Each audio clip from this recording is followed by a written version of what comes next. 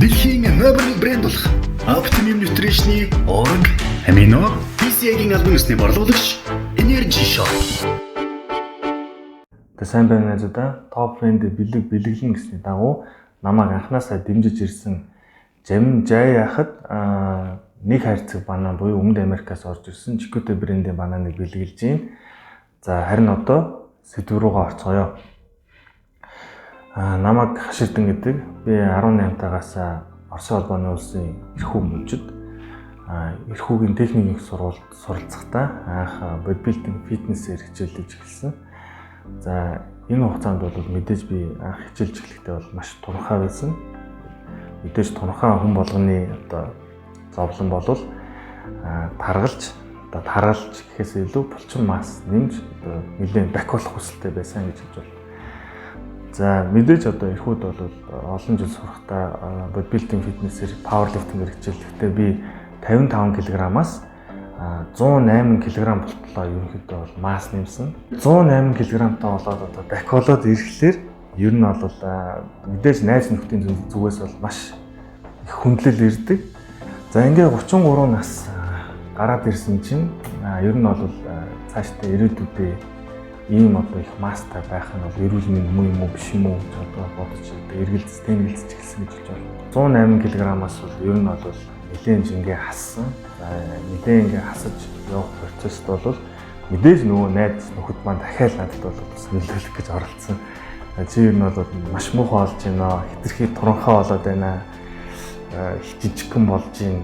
Одоо тэгээд нөгөө хүндлэл бол мэдээж багс хандлага бас байгаад байна л одоо иргэн тойрных маань ингээд гаргаад ирсний дараа найз нөхдийн маань хандлага бол бас эргээд өөрчлөгдөж эхэлсэн. Яагаад тэгэхээр үнэхээр жим ингээд багасаад тураад ирэх үед бол хүний бие организм эрүүлжээд илүү гоё болоод одоо эргээд би одоо 18 нас руугаа ойртохыг хүсэж эхэлсэн гэж бас болно. За ингээд найз нөхдийн маань нөлөөлөл бол надад бол мэдээж тэд нар маань бол эхэндээ хүлээн зөвшөөрөхгүй байжгаад харин одоо бол эрен тойрных маань бол бүгдээрээ хүлээн зөвшөөрж эхэлсэн. Яагаад тэгэхээр тэр их илүү масс тэр том болчин бол мэдээж тэр чинь хүнд одоо яг хэрэгтэй юу эсвэл хэрэггүй юу гэдэг чинь ийм том болчингийн масс бол зайлшгүй шаардлагагүй гэдгийг нь би ойлгож ирсэн. Тэгээ анханасаа одоо энэ туранхай байжгаад мэдээж энэ бол туранхай одоо булчин масс багтаа энэ залуучуудаа бол би бол маш сайн ойлгож байна. Тэгэхээр тийм байх нь одоо мэдээж маш олон хүмүүс одоо эрэгтэй хүмүүс дээрлэх ч юм уу үл хүндлэх ч юм уу ийм хүмүүс маш их ажиглагддаг. Энэ их таргалал. Энэ таргалалтаас ирж байгаа маш их өвчин зовлон байгааг дэлхийн нийтээр одоо ойлгосон үнэтэй тэнцэж эхэлж байна. Энэ бол одоо ухаарч ойлгоод эх хонд бол хэд хэдэн натурал трансформацийн видео хийн. Тэгээ энэ 15 жилийн хугацаанд би хичээлж ойлгож ирсэн энэ бүх мэдлэгээ бол та бүхэнд үнэгүй хуваалцсан. Натурал бэлтгэлийн систем гэж юу юм? Натуралаар ер нь хэр нэмэх боломжтой юм? Яаж ер нь натуралаар бэлтгэл хийх үү гэх мэт энэ бүх асуултууд би бол одоо бичлэгээр хүн дээр үзүүлж натурал трансформацийн видеонууд дээр та бүхэнд хүргэх болно.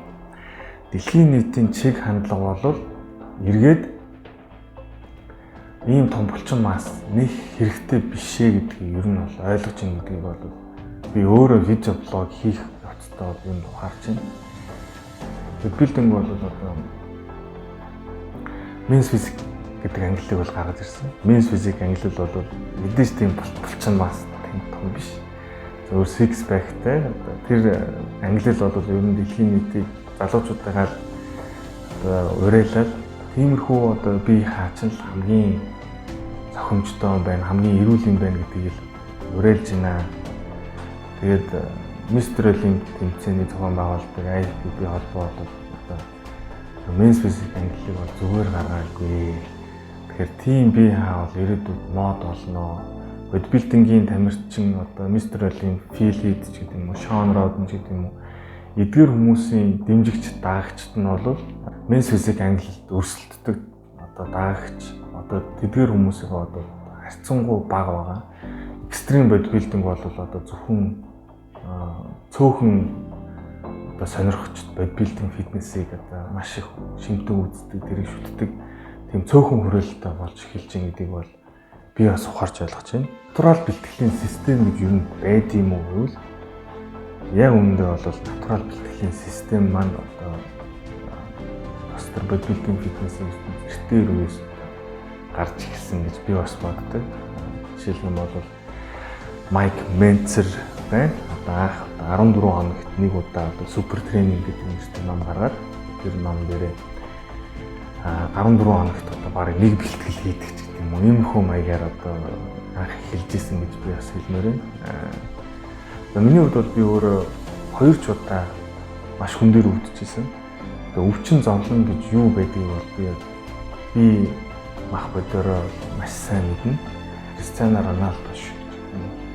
Маш бага хэмжээний булчин масс, six pack гарсан. Тийм л би хаалтаа болохыг хүсэж байгаа гэдгийг бол би ч гэсэн одоо ойлгож байна. Шинэ ондоо шинэ том зорилго тавиад 30-аас дээш насныхан маань натуралаараа эх ондоо ядаж нэг удаа ч гэсэн six pack гаргаад гидсний булчингаа гаргаад гидсний булчингаа нэг ч удаа ч гэсэн хараад үзээрэй гэж хэлмээр байна. Яг тэгэхээр та бүхэн гэр бүлтэй ч гэсэн маш их нөлөөлнө. Эрүүл хоолтыг та бүхэн гэр бүлдээ авчирна. Энэ бол маш том хөрөнгө оруулалт гэж бодож байна. Мэргэжлийн бодибилдинг үү, мэргэжлийн тамирчин уу, эсвэл натуралаараа эрүүл мэндэ бодож байна уу? Мэргэжлийн тамирчтай ч юм уу, мэргэжлийн одоо энэ хөө экстрим зүйл рүү орох гэж байгаа бол тусад нь бас нэг групп үүсгээд тэнд бол маш нарийн мэдээллүүдийг та бүхэн хүргэнэ гэж хэлмээр байна. RD Club пэйж хуудасаараа бол энэ натурал систем, натурал бэлтгэл рүү та бүхнийг уриалах болно. Эрүүл мэнд гэдэг зүйлийг би одоо цааш уриалах болно гэж хэлмээр байна. Төө гэдэг юм уу бизнес хийдэг ийм одоо ухаарал гэгэрэл боловсрал өндөртөө хүмүүс маань миний ажигснаар бол ихэнх нь туранхай жижигхэн байгаад байгаа шүү. Тэр хүмүүс маань ирээдүйд эрсдлээ ойлгоод энэ бол ямар нэгэн байдлаар ямар ч хамаагүй спортоор хичээлж өөрийнхөө эрүүл мэндэд анхаарч байна гэдэг би бол маш их ажиглаж байна. 30-аас дээш насны миний найз нөхөд тухгүй байгаа хүмүүс бол мянган шалтгаан хайж болдог. Хэрвээ хүсчил байвал хүн бол мянган боломжийг бол хайж бол. Тухгүй хэрвээ тархалтаа явуулах юм бол хизээ нэгэн өдөр таныг ямар нэгэн сахарын өвчин ч байж болно, зүрх судасны өвчин ч байж болно. Эдгээр маш аюултай өвчин таныг бол ирээдүйд хүлээж байгаа гэж би хэлмээр байна. Хүн одоо генетик юмнаас хамаарахгүй. Маш том өвчин зүйл юм. Үүнээс болж одоо маш их өвчин зовлон гэдэг сахарын өвчин байна. Эрүүл мэндийн байгууллагуудтай би одоо уулзсан, одоо лекц уншиж байгаа залуучууд тэр хүмүүс бүгдээрээ л үүнтэй санал нэг байна. За эх оны төслүүд дээр би нэг зүйл нэмж хэлмээр байна. Миний хувьд бол би зөвхөн шинжлэх ухаанд итгэдэг шүү. Зөвхөн шинжлэх ухаан буюу объектив зүйлд итгэдэг.